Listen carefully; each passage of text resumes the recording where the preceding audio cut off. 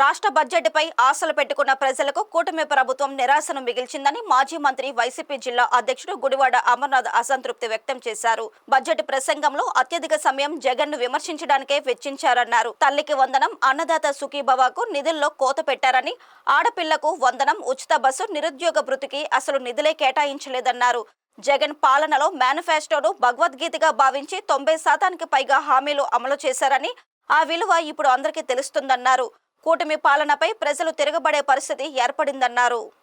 Current ఛార్జీలు పెద్ద ఎత్తున పెంచేసి 15,000 కోట్ల రూపాయల భారాన్ని రాష్ట్రంలో పేదవాడి మీద వేసేటువంటి పరిస్థితులు చూస్తా ఉన్నాం. ఇప్పటికన్నా ఇచ్చినటువంటి మాట నిలబెట్టుకునేటువంటి దిశగా మీరు చెప్పినటువంటి ఆ 15,000 రూపాయలు చెప్పిన ఆ పిల్లలకి ఇస్తానన్నారు.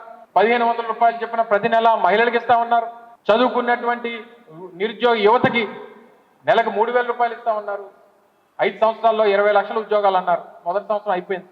ఎంతమందికి ఉద్యోగాలు ఇచ్చారు అంటే 5 సంవత్సరాలు 20 లక్షల మందికి అంటే ఒక సంవత్సరానికి 4 లక్షల మంది. ఈ సంవత్సరంలో ఎన్ని లక్షల మందికి ఉద్యోగాలు ఇచ్చారో ప్రభుత్వం సమాధానం చెప్పాలి ప్రజలకి. ఇన్ని రకాలుగా ఇన్ని మోసాలు కేవలం అధికారం కోసం ఏ గడ్డన్నా తినడానికి వెనుకోవడం అనేటువంటి విధంగా ఈరోజు ఈ కార్యక్రమాలన్నీ చేశారు. తప్పకుండా వైఎస్ఆర్ కాంగ్రెస్ పార్టీ ప్రజల పక్షాన పోరాటం చేస్తుంది.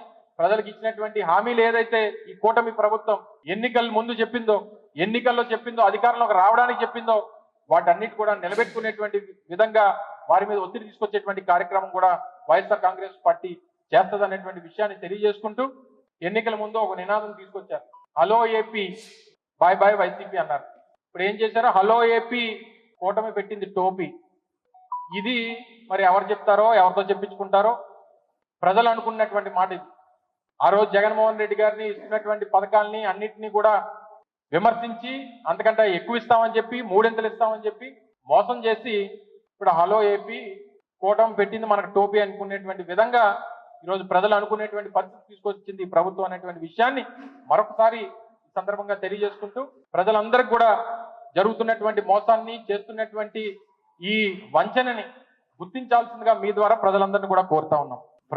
ప్రభుత్వం తాలూకా పనితీరు మీద, వారి తాలూకు పరిపాలన మీద శ్రద్ధ పెడితే వీటి మీద పెద్దగా దృష్టి ఉండదు. ఇప్పుడు ఎవరిని అరెస్ట్ చేస్తారు?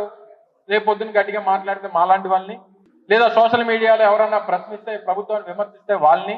అంటే ఈ ప్రభుత్వం ఏదైనా వారి వైఫల్యాన్ని ఎత్తి చూపేటువంటి ఎవరినన్నా సరే మేము బెదిరించి మా రెడ్ బుక్ రాజ్యాంగాన్ని అమలు చేసి తప్పుడు కేసులు పెట్టి అరెస్ట్ చేసి వారిని నోళ్లు మూయించేటువంటి ప్రయత్నం చేసేటువంటి దిశగా ఈరోజు ప్రభుత్వ పనితీరు ఉంది.